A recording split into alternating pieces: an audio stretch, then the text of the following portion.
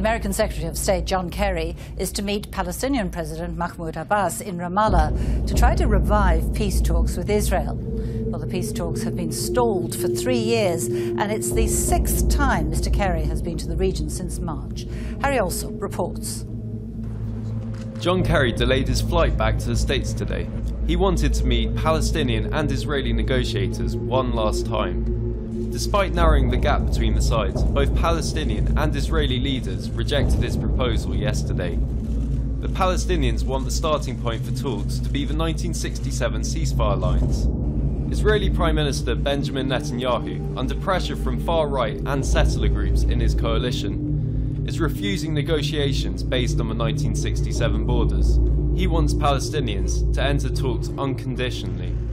Kerry came to Jordan, his 6th visit to the region since March, with the aim of reviving the stalled Israeli-Palestinian peace process. He thought he had won assurances and backing from both sides.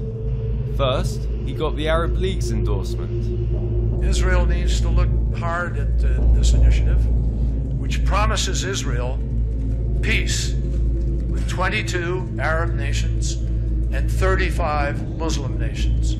A total of 57 nations that are standing and waiting for the possibility of making peace with Israel. His plan offers Israel full recognition as a Jewish state by Arab countries, but only if it agrees to give up land seized in the 1967 Middle East War and provide a just solution for the 5 million Palestinian refugees. When this process started several months ago, there were very wide gaps, very significant gaps between the two sides.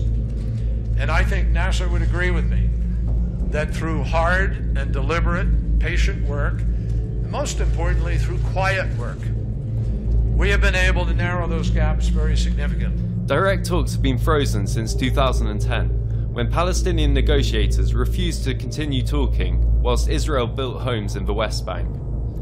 Over 500,000 Jews live in settlements built on land annexed in the 1967 war, in contravention of international law, although Israel disputes this. Commentators say Kerry's efforts have brought the two sides to their closest in 3 years, but it seems it will take yet another push to get them round the table. Harry Alsop, Arise News.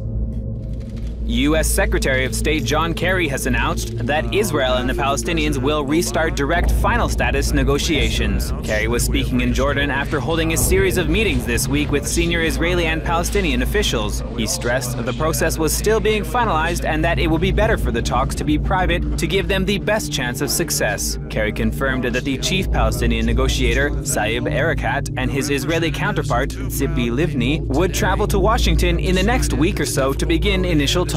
The last direct peace negotiations between the Palestinians and Israelis broke down in September 2010.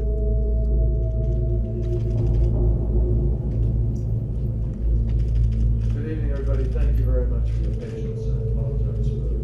I am pleased to announce that we have reached an agreement that establishes a basis for resuming direct final status negotiations between the Palestinians and the Israelis.